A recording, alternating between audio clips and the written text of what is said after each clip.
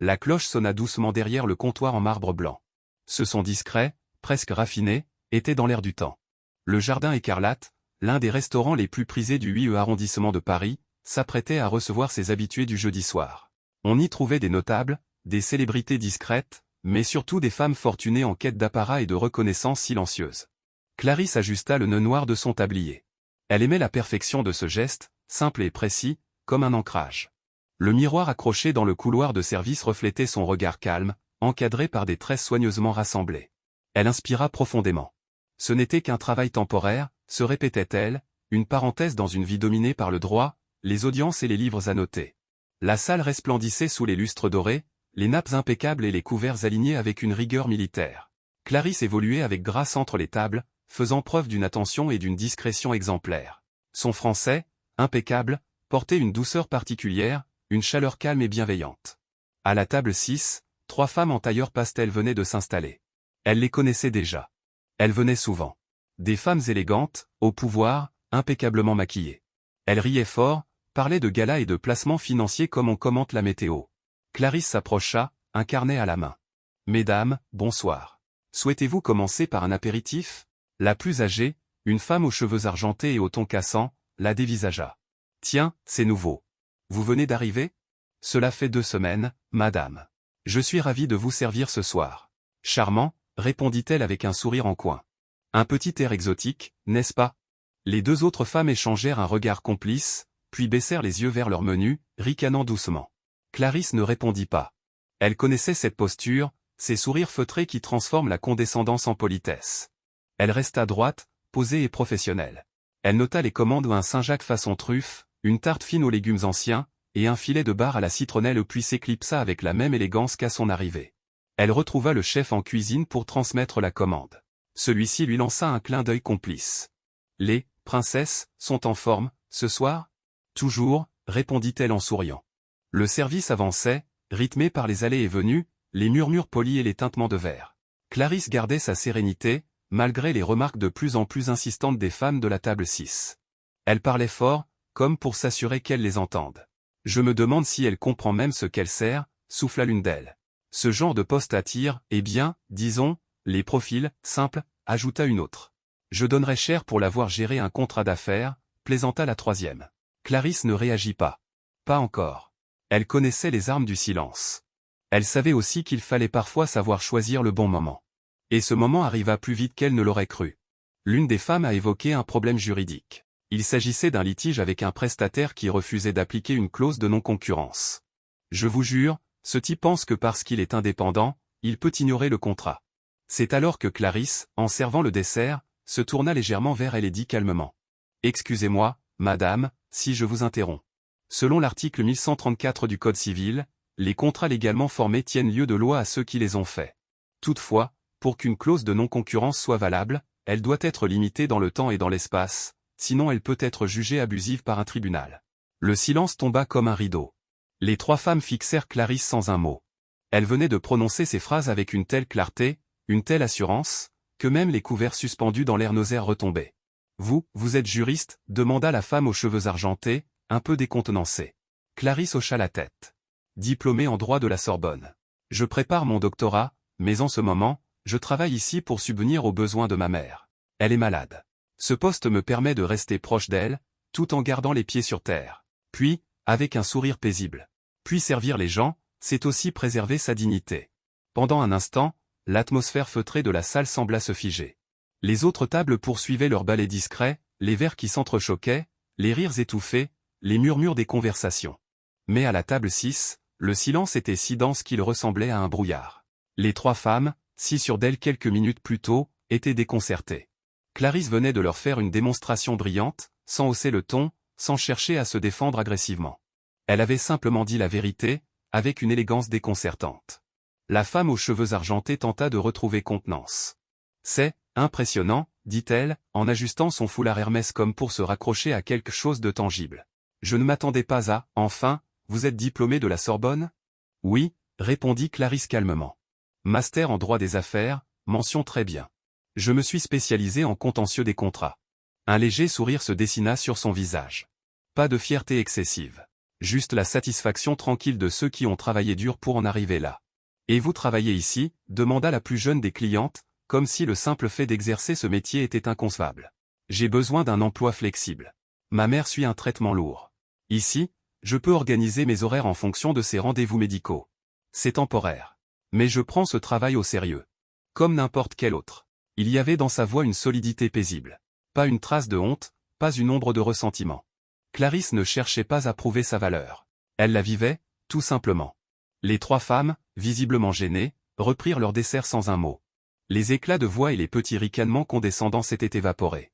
Désormais, leur table semblait isolée, presque fragile au milieu de l'opulence environnante. Clarisse, elle, s'éloigna doucement. Elle n'avait rien fait d'autre que dire la vérité, mais elle sentait que quelque chose venait de basculer. Et pourtant, elle ne cherchait pas à humilier qui que ce soit.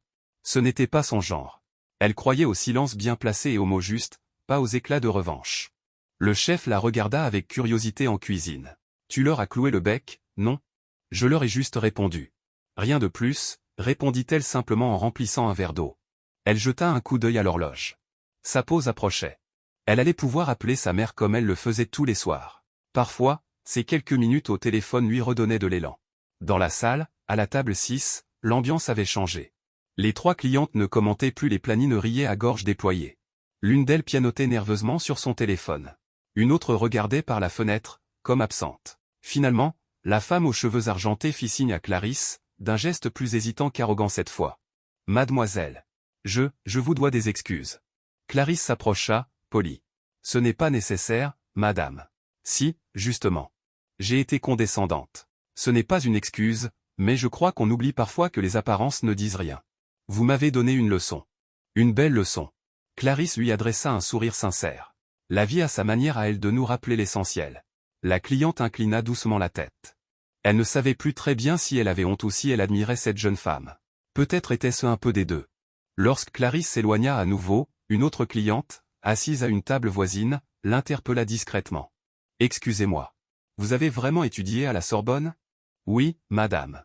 Et vous êtes spécialisée en droit des affaires ? » « Exactement. J'aurais bien besoin d'un conseil concernant un contrat en cours. Si vous avez une minute. » Clarisse resta un instant interdite. Puis elle sourit, doucement. « Je termine mon service à 23 heures. Si vous êtes encore là, je serai ravie de vous aider. » Et voilà, dit-elle. Un murmure circulait alors dans la salle, annonçant l'arrivée d'une autre réalité. Ce soir-là, Clarisse n'avait pas cherché à se mettre en avant. Elle n'avait pas revendiqué sa place, mais s'était simplement laissée porter. Elle l'avait simplement occupée, en silence. Et parfois, c'est ce silence-là qui résonne le plus fort. Clarisse referma doucement la porte de l'arrière-cour, laissant derrière elle l'agitation feutrée du restaurant. Il était presque 23h15.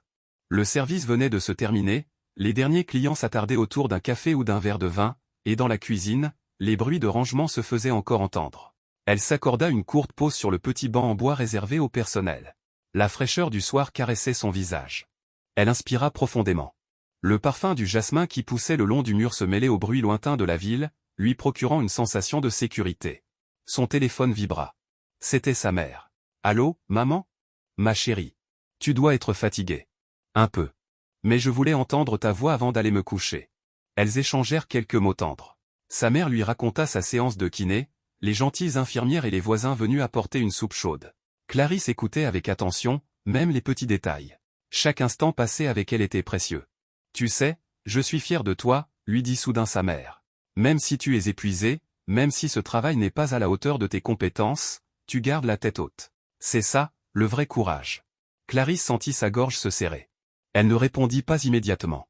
Parfois, le silence est la réponse la plus chargée de sens. « Je t'aime, maman. »« Moi aussi, maman. Repose-toi bien. » Après avoir raccroché, elle resta un moment les yeux fermés. Elle repensait à la soirée, au regard changé, à cette femme qui voulait lui poser une question juridique en pleine rue. L'ironie de la vie ne cessait jamais de la surprendre.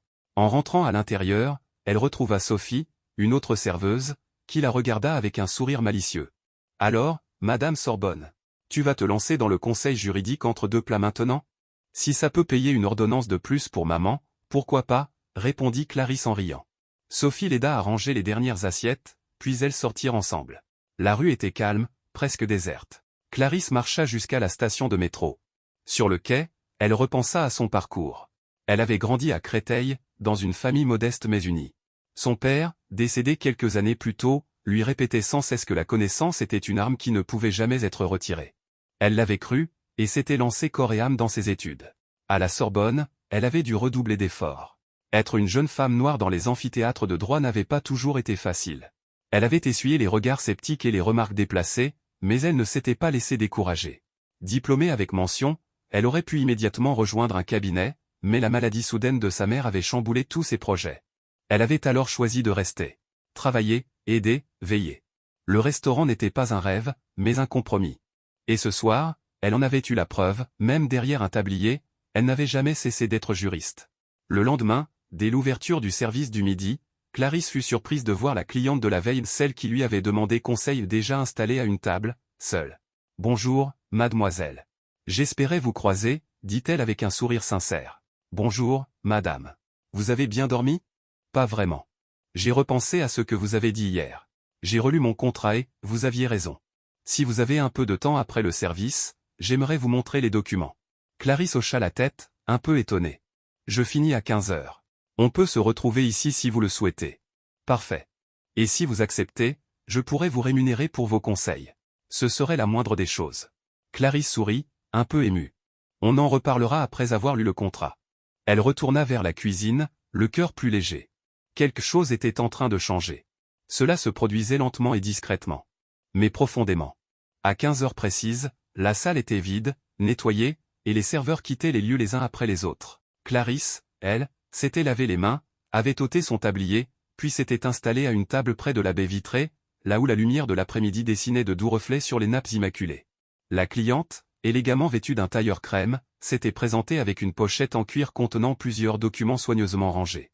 Elle semblait à la fois confiante et légèrement nerveuse. « Merci d'avoir accepté de me voir, mademoiselle. Clarisse, c'est bien cela ? » « Oui, vous pouvez m'appeler Clarisse, bien sûr. Moi, c'est Laurence. Je dirige une petite société de design d'intérieur. On m'a proposé un partenariat avec une entreprise suisse, mais le contrat me semble confus. J'ai eu un doute après ce que vous avez évoqué hier. » Elle sortit une feuille et la posa entre elles. Clarisse parcourut rapidement la feuille, les sourcils légèrement froncés. « Le libellé de la clause de résiliation est très vague, » observa-t-elle en pointant une ligne du doigt. « Il pourrait théoriquement mettre fin au contrat à tout moment, sans justification ni indemnisation. Vous perdriez beaucoup. » Laurence haussa les sourcils. « C'est ce que je redoutais. Mon avocat n'a même pas soulevé la question. Il se peut qu'il soit passé à côté, » suggéra Clarisse avec diplomatie. « Mais je vous conseillerais de demander une reformulation précise avec une durée minimale d'engagement. Sinon, ce partenariat pourrait s'avérer moins rentable qu'il n'y paraît. » Laurence resta un instant silencieuse, impressionnée par la clarté et l'assurance de la jeune femme. « Vous êtes brillante, Clarisse. Et je suis sincèrement désolé pour ce que j'ai dit hier. » Clarisse leva les yeux et lui sourit doucement. « L'important, c'est de ne pas s'enfermer dans ses jugements. Vous êtes ici aujourd'hui, c'est déjà beaucoup. » Laurence sembla réfléchir un instant, puis reprit. « Comptez-vous retourner au droit à temps plein ? » Clarisse hésita, puis répondit avec honnêteté. « J'aimerais. Mais pour l'instant, ma priorité, c'est ma mère. Elle suit un traitement et je veux être présente pour elle. Je ne veux pas que le travail me vole ce temps précieux. Je comprends. Vous savez, j'ai perdu ma mère trop vite. Je regrette de ne pas avoir été assez présente à l'époque. Vous avez raison de faire ce choix. » Elles restèrent silencieuses un moment. Ce n'était plus une cliente face à une serveuse. C'étaient deux femmes qui se retrouvaient dans leurs histoires, leurs douleurs, leurs priorités. « Avez-vous déjà pensé à devenir conseillère indépendante ?» demanda Laurence. « D'accord, mais je n'ai pas encore eu le temps de construire quelque chose de solide. Il faudrait un site, des références, un cadre légal. Et si je vous recommandais à 2 ou 3 contacts, des entrepreneuses, des femmes comme moi, qui auraient besoin d'un œil avisé sur leur contrat? On pourrait commencer comme ça. À votre rythme. » Clarisse la regarda, un peu surprise. « Vous feriez ça ? » ?»« Bien sûr. Le talent mérite d'être vu. Et puis, je me dis qu'une erreur de jugement peut parfois devenir une opportunité. Pour vous comme pour moi. » Clarisse sentit une émotion douce l'envahir. Ce moment n'avait rien à voir avec le service du midi. C'était différent. C'était comme une petite porte qui s'ouvrait. « Merci, Laurence. Vraiment. »« Non, c'est moi qui vous remercie, Clarisse. » Elles se serrèrent la main. Et dans ce geste simple, tout était dit. Ce soir-là, en rentrant chez elle, Clarisse raconta la scène à sa mère, levée dans un fauteuil près de la fenêtre. « Tu vois, disait-elle en souriant, la vie fait bien les choses. Même dans un restaurant chic, même avec un tablier, la lumière finit toujours par trouver son chemin. Sa mère hocha la tête. Je t'ai toujours dit que rien de ce que tu es ne dépend de ce que tu portes. Ce qui compte, c'est ce que tu portes à l'intérieur. Clarisse embrassa tendrement le front de sa mère. Ce soir-là, elle ne se sentait plus comme une serveuse intérimaire. Elle se sentait pleinement elle-même. Dans ce calme du soir, une chose était certaine, ce n'était que le début. Les jours suivants prirent une saveur nouvelle. Clarisse continuait d'exercer son métier de serveuse avec la même rigueur, mais quelque chose avait changé. Son regard portait plus loin, au-delà des assiettes, des nappes impeccablement repassées, des sourires polis. Laurence, fidèle à sa parole, lui avait envoyé un premier contact par message dès le lendemain, une avocate en reconversion professionnelle qui montait une agence de conseil en images. Puis un autre, et encore un.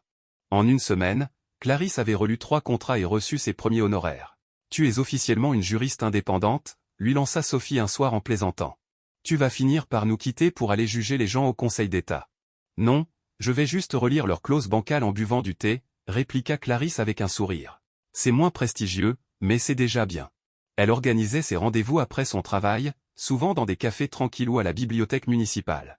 Chaque rendez-vous était différent, mais toujours enrichissant. Certaines clientes la regardaient avec une once d'étonnement lorsqu'elles découvraient qu'elle était la fameuse Clarisse recommandée par Laurence. Elle sentait que c'était ses mots, sa posture et son calme qui faisaient la différence. Ce qu'on prenait pour de la douceur était en réalité une force. Elle savait écouter, comprendre et expliquer sans arrogance. Une robe d'avocate ne pouvait pas lui apprendre cela. Un jour, Laurence lui proposa de l'accompagner à une conférence sur les femmes entrepreneuses à la mairie du 5e arrondissement. Juste en tant qu'invitée, précisa-t-elle. Ce n'était pas engageant. Mais je crois que tu devrais y assister. Clarisse hésita. Elle ne se sentait pas encore prête à intégrer ce genre de cercle. Finalement, elle finit par accepter.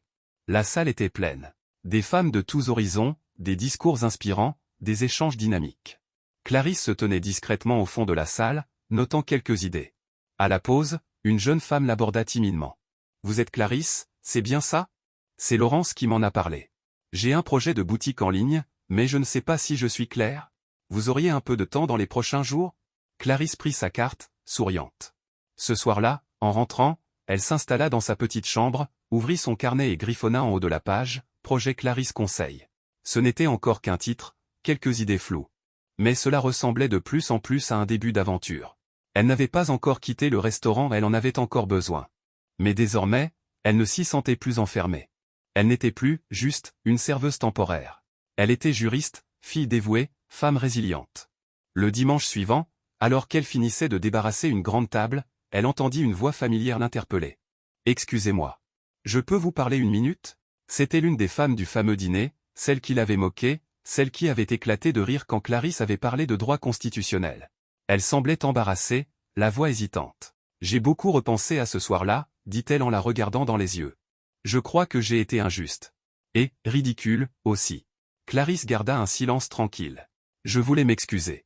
Et aussi, vous demander si vous acceptiez de relire un contrat d'association pour ma galerie. » Elle hocha doucement la tête. « Si vous le souhaitez, nous pourrons en parler après votre service. Je termine à 16 heures. » La femme sembla soulagée, presque émue. « Merci. Vraiment. » Quand elle repartit, Sophie, qui avait tout entendu de loin, la rejoignit en ricanant. « C'est officiel. Même celle qui se croyait reine te respecte maintenant. »« Je ne veux pas qu'on me respecte par honte, » répondit Clarisse. « Je veux qu'on me respecte par compréhension.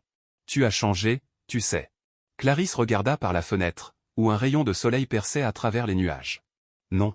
Je crois simplement que je suis en train de revenir à moi-même. » Un mois s'était écoulé. Le printemps s'était discrètement installé sur les terrasses de Paris, avec ses arbres en fleurs et son ciel plus léger. Le restaurant, lui, restait fidèle à sa réputation, un lieu élégant, feutré, précis comme une horloge suisse. Mais dans les coulisses, Clarisse n'était plus tout à fait la même. Elle continuait à servir les tables avec grâce, mais son téléphone vibrait plus souvent dans sa poche, avec des messages qui commençaient par « Bonjour, j'ai votre numéro grâce à une connaissance commune ». Sa boîte mail s'était remplie de demandes de rendez-vous, et même d'une proposition de collaboration pour une plateforme de conseil juridique dédiée aux femmes entrepreneuses. Un soir, après un service particulièrement long, Clarisse s'accorda une pause au comptoir. Le gérant, Monsieur Lévy, la rejoignit avec 2 tasses de thé fumant. « Je vous observe depuis quelques semaines, Clarisse, dit-il en s'asseyant. Vous êtes toujours aussi professionnelle. Mais je sens que votre cœur est ailleurs. Je ne voulais pas que ça se voie, dit-elle en esquissant un léger sourire. Ce n'est pas une critique, au contraire. Dans ce métier, on reconnaît vite ceux qui sont de passage et ceux qui s'enracinent. Vous êtes entre les deux. Vous êtes en train de construire une passerelle. Elle hocha la tête, touchée. J'ai encore besoin de ce travail. Mais j'ai aussi besoin de croire que l'avenir peut être différent. Monsieur Lévy but une gorgée de thé, puis la regarda avec bienveillance. Quand vous serez prête à partir, vous n'aurez pas besoin de me le dire. Je le saurai. Je vous féliciterai. Clarisse rentra chez elle en marchant lentement, savourant l'air frais du soir. Sa mère l'attendait sur le balcon, enveloppée dans une couverture. Alors, comment s'est passée ta journée? Belle, fatigante, et pleine de petits miracles. Elle lui raconta l'histoire d'une nouvelle cliente, une fleuriste qui voulait monter un site de vente en ligne mais craignait de se faire avoir par un fournisseur malhonnête. Elle avait aidé à reformuler un contrat, suggéré une clause de rétractation et proposé des protections simples mais efficaces. Tu deviens la juriste des invisibles, dit sa mère avec tendresse. Celle qu'on oublie, celle qu'on sous-estime. Et pourtant, elles valent de l'or. Clarisse passa le week-end à finaliser son site internet, sobre mais clair. En haut de la page, on pouvait lire « Clarisse Lemoine, conseil juridique éthique et accessible ». Elle y avait ajouté une citation, discrète, presque cachée dans un coin du site. La dignité ne s'achète pas. Elle se construit, un regard à la fois. Le lundi suivant, alors qu'elle enfilait son tablier, Laurence entra dans le restaurant avec 2 autres femmes. Elle lui fit un clin d'œil complice, puis s'installa à la table numéro 3, la même où tout avait commencé. Quand Clarisse s'approcha, l'une des femmes l'accueillit avec un sourire. « C'est vous, Clarisse? On a beaucoup entendu parler de vous. Il paraît que vous sauvez des contrats à la pause déjeuner. » Clarisse rit doucement. « Je fais de mon mieux. Et en attendant, je peux vous proposer notre menu du jour ?» Elles rirent toutes, détendues et respectueuses. La table n'avait plus le même goût. Il n'y avait ni mépris, ni moquerie. Juste de la reconnaissance. Avant de partir, Laurence glissa une enveloppe dans la main de Clarisse. « Ce n'est pas un pourboire, précisa-t-elle en souriant. C'est un contrat.